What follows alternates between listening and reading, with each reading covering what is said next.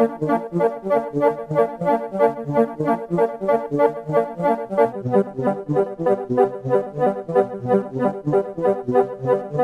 is a Socialist News and Views special interview.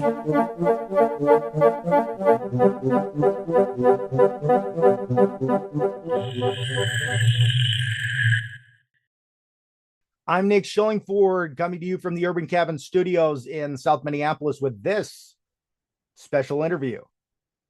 Yeah, so on Socialist News and Views, we let folks introduce themselves. Do you two just want to tell our listeners who you are? Arliss, why don't you start? Sure. My name is Arliss Harem. Living here in Minneapolis. I was Army Nurse Corps, included a term in Vietnam. And I use the VA. I'm happy with the VA. I want to keep my health care at the VA. It's excellent health care. Absolutely. Jeff? And I'm Jeff Roy, and I also live in Minneapolis, just like Arliss. Was in the U.S. Marine Corps, 69 through 70, and was in Vietnam, and combat veteran, and I turned against the war and started organizing against the war while I was in the military, and for that got kicked out.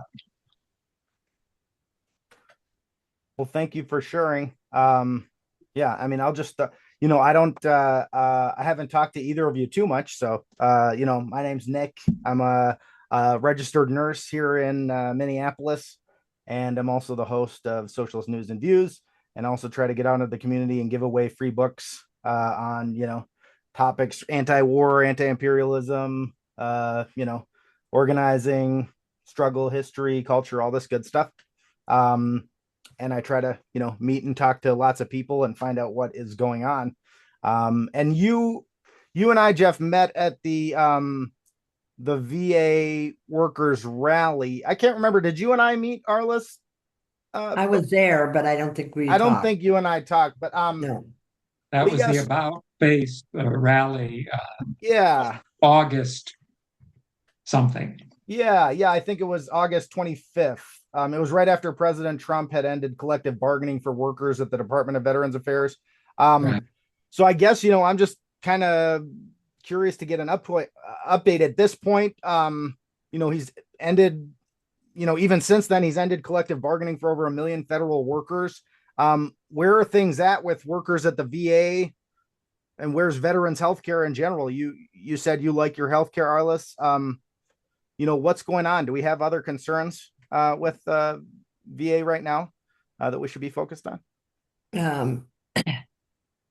On the workers, I don't know the status right now. I know AFGE is fighting for sure.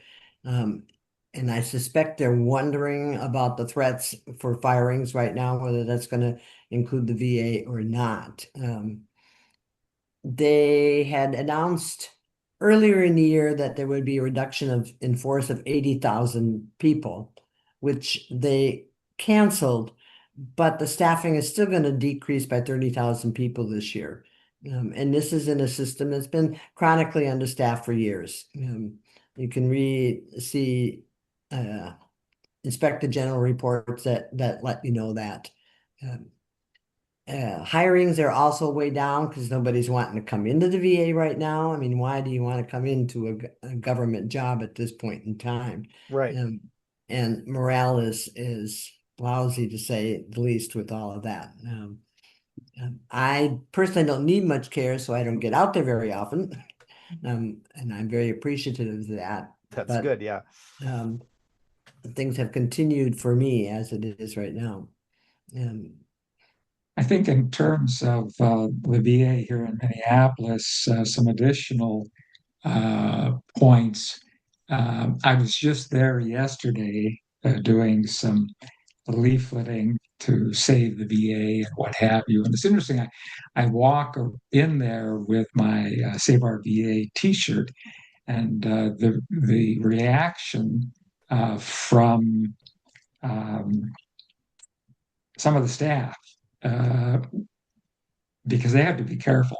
But the Right. reaction is often they'll break into a smile when they see the T-shirt.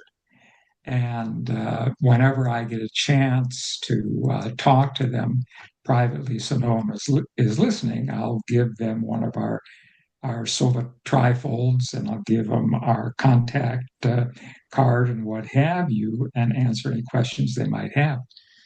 I did notice that, to my surprise, that there was a union um, information table in the main atrium of the VA. That I didn't expect at all. So I didn't recognize anyone who was sitting at the table. So I went over there and I said, I'm surprised that Patrick Kelly, who's the director, allows you to do this. And he says, well, yeah, we can because we represent the police, the VA police. And and Arliss, what's the other wing that is allowed for their union? Do you remember? I no, No, I know it I was didn't. police and somebody Police and along someone the same kind else. of lines. And Yeah, maybe yeah, fire, so it can't be fire, but I don't yeah, forgotten as yeah, well. right. So anyway, they're just sitting there and they're just, allowing people who work for the VA, who are police or whatever, to be able to talk to them, get information, get updates, whatever. I just can't imagine. But anyway, that was a surprise. And so I had, opportunity to talk to several veterans, and again, the situation is uh, the unions that have been kicked out. They're essentially unable to, do anything. Their offices were taken. Their computers were actually taken. And so now they have an offsite office over by the Mall of America. So the police still have their bargaining rights Yeah, and their collective bargaining. Okay. And possibly one other group. Right? yeah, yeah. It is another group, and I don't think it's going to come to mind. That's interesting. But And it's it's not and it's not a clinical group. right, and it's not the vast majority of workers there. Right. Yeah. Well, yeah, I mean, I don't know. Yeah, I don't know. I don't personally, I don't think they should have given up that office without some kind of a, fight, but I'm not them, so I can't prescribe for them what they do. But I think, unfortunately, it's good, I guess, to hear that they have some way to keep a foot in the door so that they're still able to talk to their workers there. But unfortunate that now they're so far off site. And I know, in our previous episode, I know that's causing problems for people because, let's say they need help filling out forms and they need, help with, they're getting have a medical leave or something else. They can't just go to the office right there at the VA. Now they have to go to, the Mall of America or whatever, over by the Mall of America. And who knows how easy it is for, any individual person just to get over there, on any given day. So that's really unfortunate. And I would say that the union leaders that we were talking about that have been kicked out of their offices and so forth, they really, for their own jobs, they have to be extremely careful because they still have their jobs. Right. And so if they make too much of a fuss, they could be fired for cause. Yep. And no union to protect them. So, yep. And so yeah, so basically, nothing really has changed on that since then. It's still they don't have their bargaining rights and no progress has been made. Right.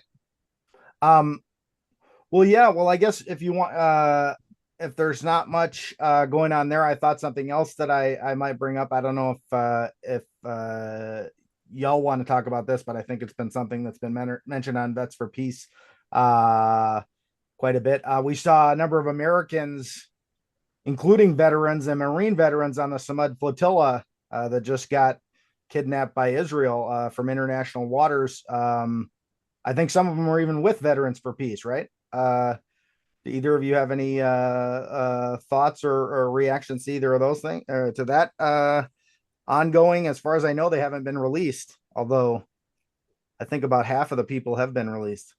I think some have been released, but Oh, have they?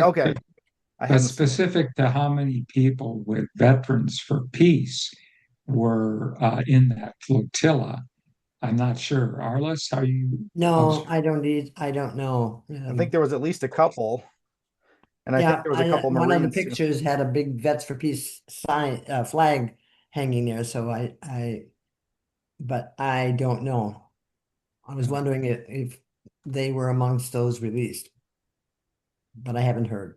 Yeah, Yeah, I haven't seen any documentation that they've been. I mean, I've been trying to follow pretty closely, and I know I think there were a few more people released. I saw an article, but yeah, I didn't give too much detail on if any of them were the Americans that have been being held or the veterans.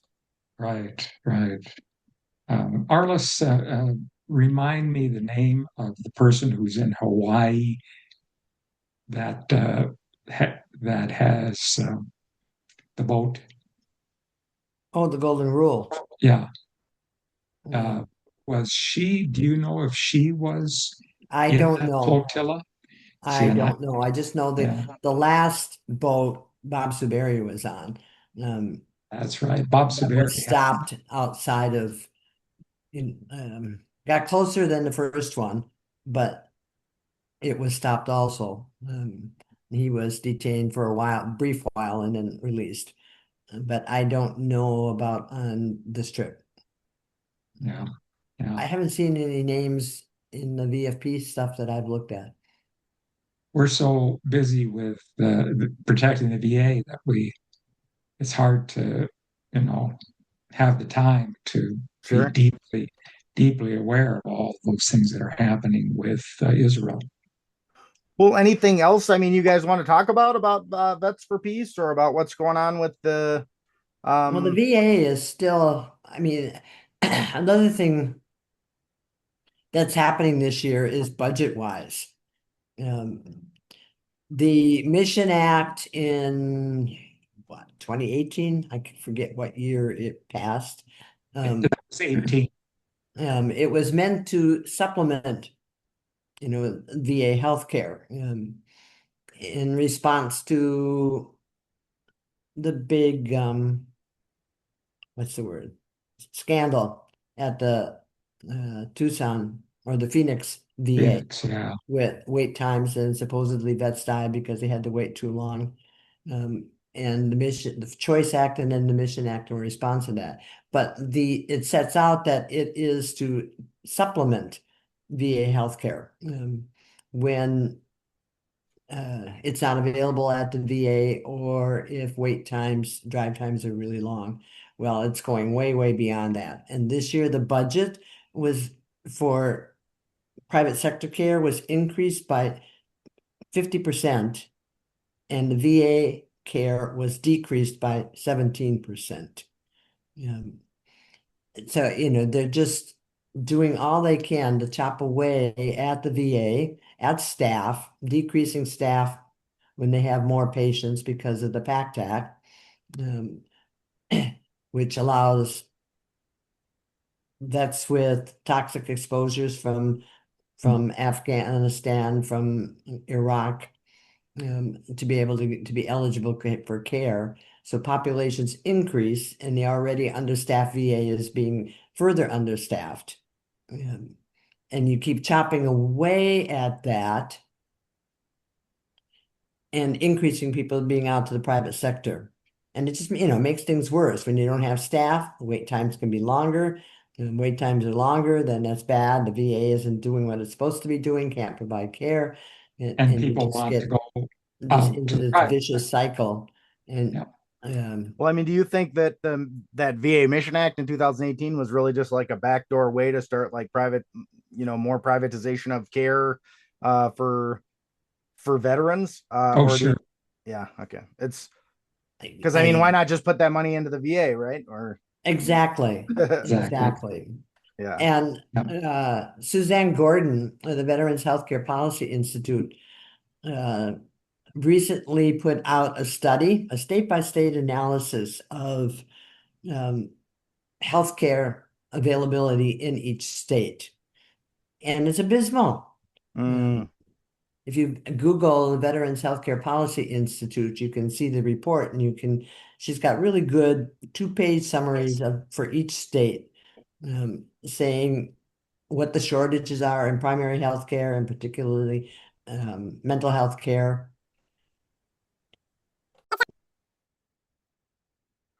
yeah. It's Um, it's terrible. Staffing shortages. There's not much available on wait times in the private sector. Right. Um, and So have you seen predicted, that, I'm sorry? Nick? Nick, have you seen that the study? I have not seen that study.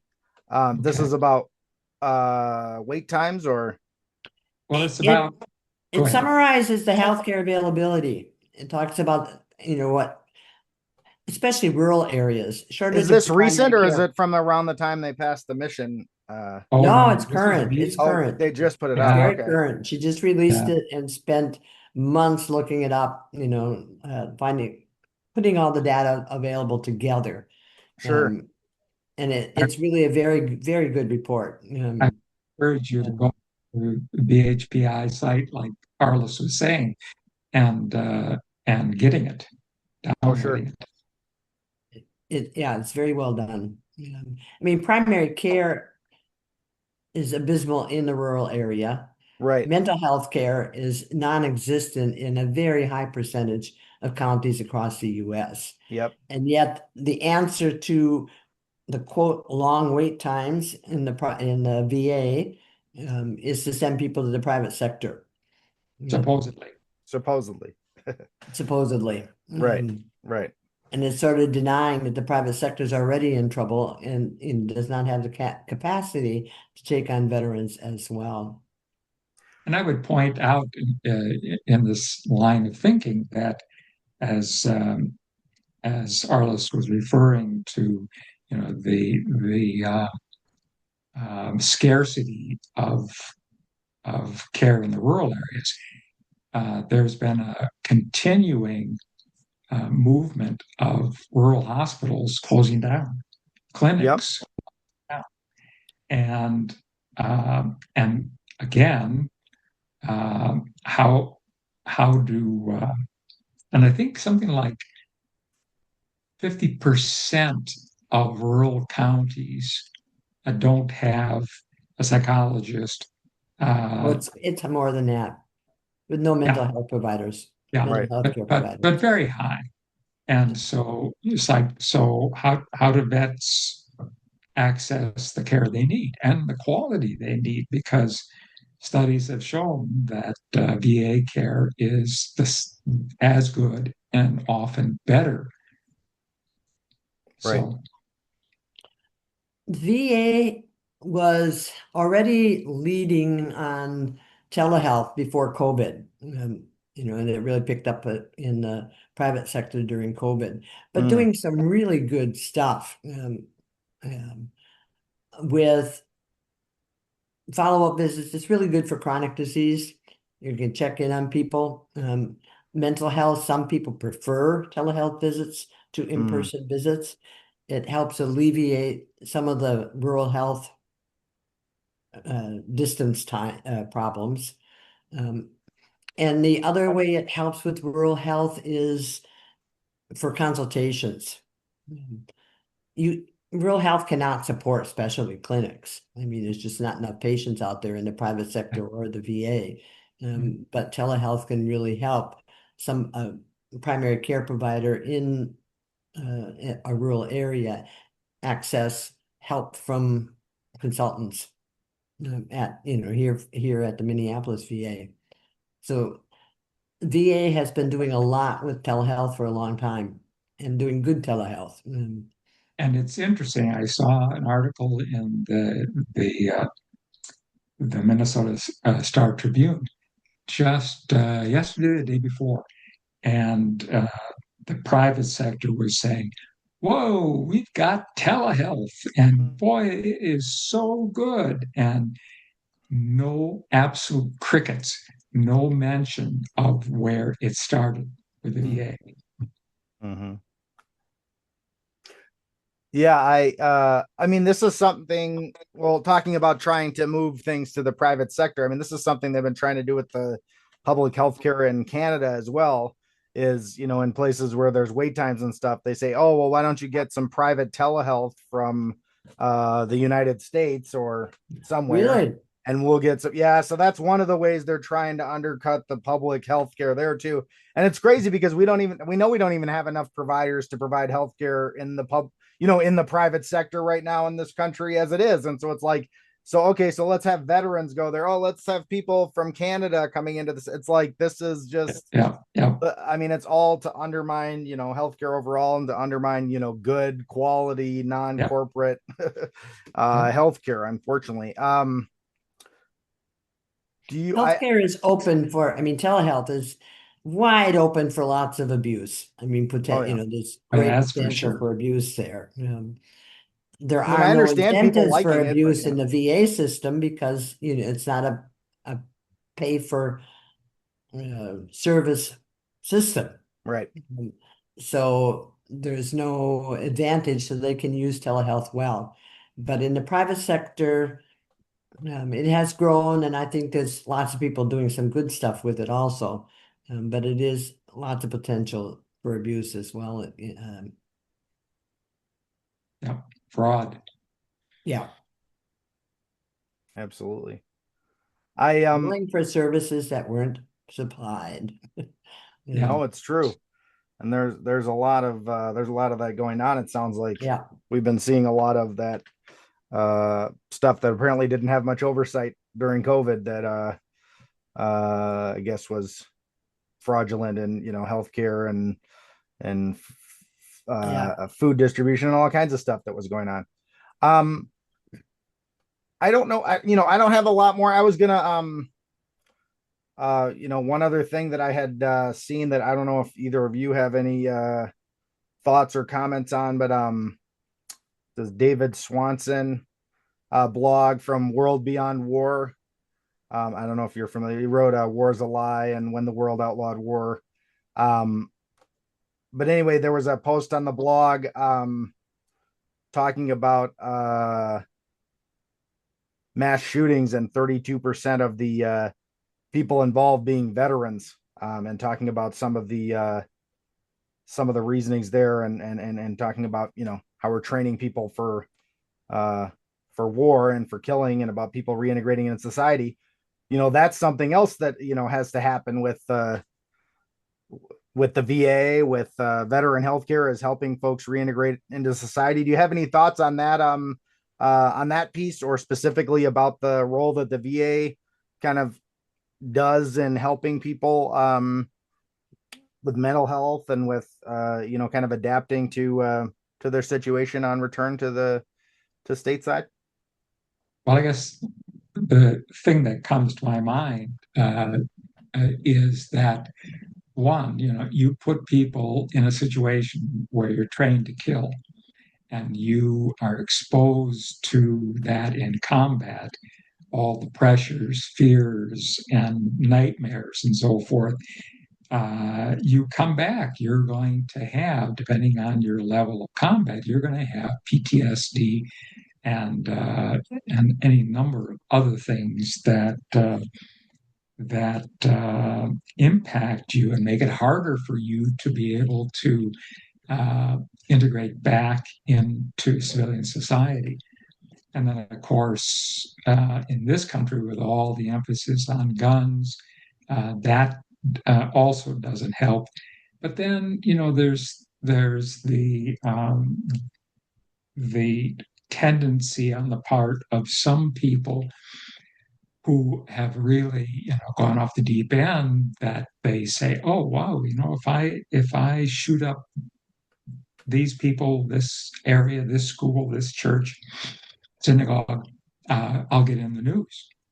So, needless to say, there is a great need um, for combat veterans, particularly, to be able to get the care that they need. It's unclear to me that they can get it in the private sector.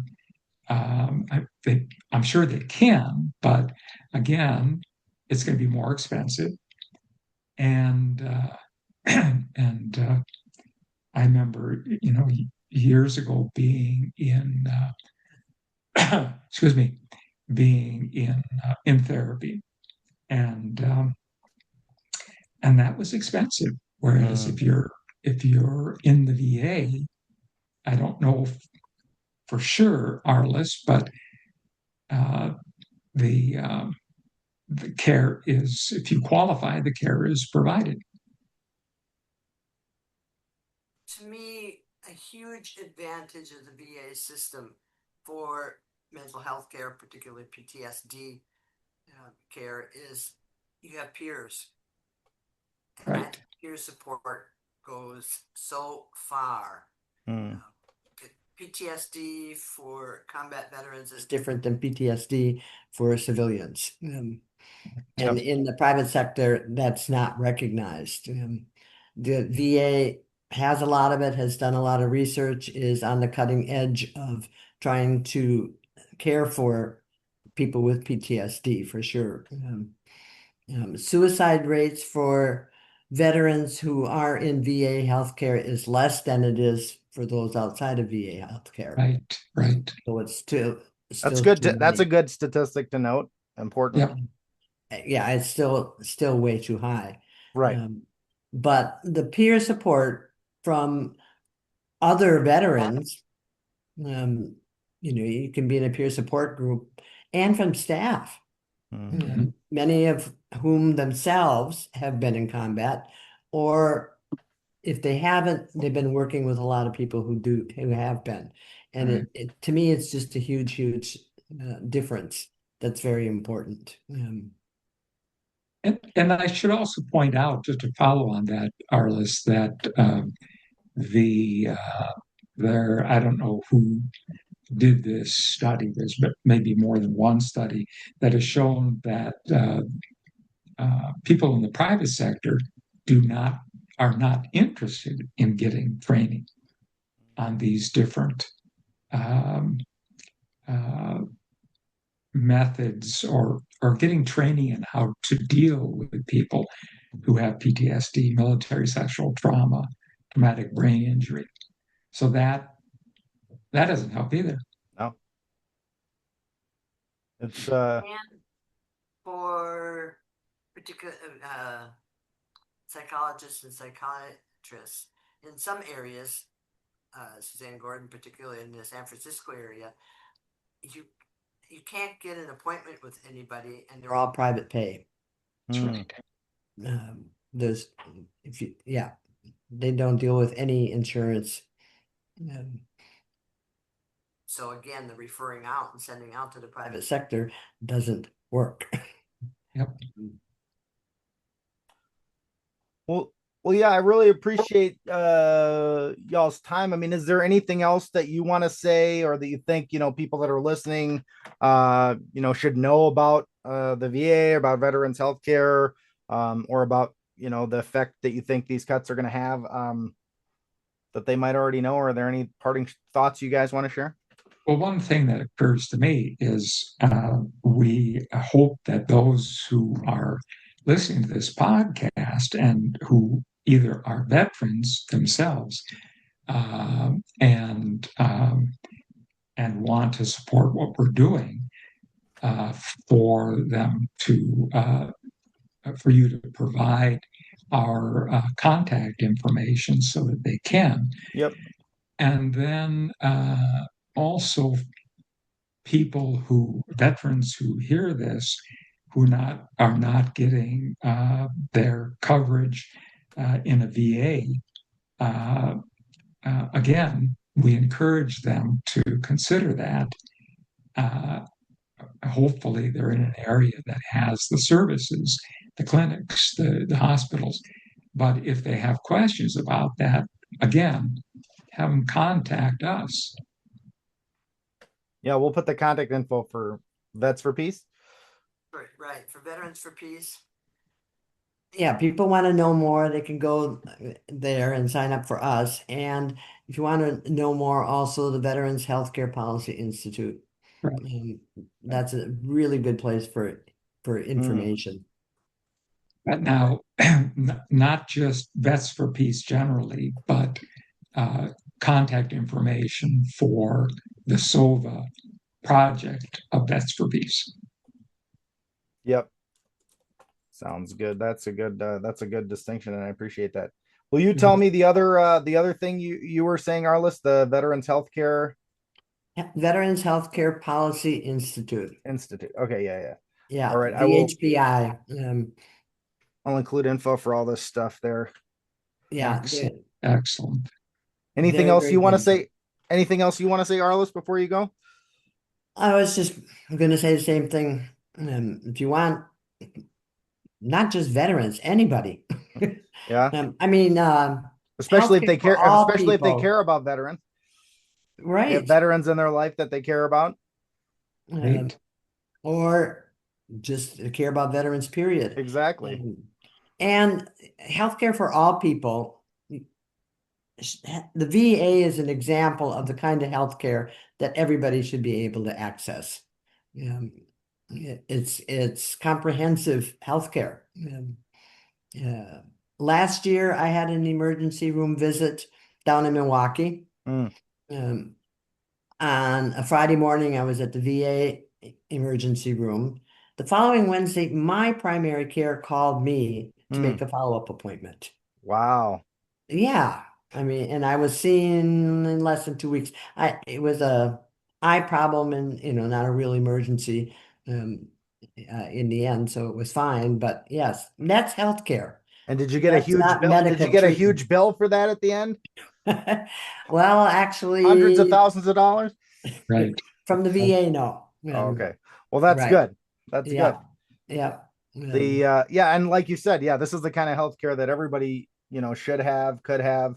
And if you've experienced VA Right. healthcare and you liked it, then why shouldn't everybody have care like that where they can get the things that they need? Because we know when folks go to the emergency room, after they've been dealing with the problem for a long time, it's going to be a lot more costly and Yeah. it's going to take a lot more Yeah. time to treat and to deal with. So it's a lot better if they can get that dealt with sooner. So Yeah. well, I appreciate all your time and I appreciate the chance to speak with you too. Well, thank Well, you. thank you. And that is our special interview. Thanks for listening. Solidarity.